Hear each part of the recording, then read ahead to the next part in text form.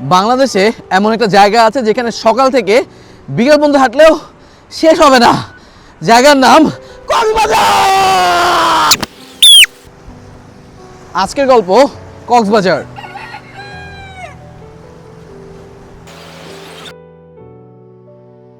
সাল 1799, আরাকান থেকে হাজার হাজার শরণার্থী আশ্রয় নেন আমাদের এই এলাকায়। তখন ব্রিটিশ ইস্ট ইন্ডিয়া কোম্পানির হিরাম সাহেব তাদের পুনর্বাসনের জন্য দায়িত্ব পান।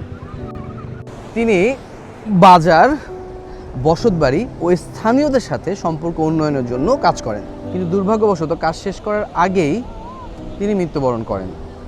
আর স্থানীয়রা তার এই বাজারকে কক সাহেবের বাজার নামে ডাকতে শুরু করেন, আর কালক্রমে এই কক সাহেবের বাজারই কক্সবাজার নামে পরিচিতি পায়।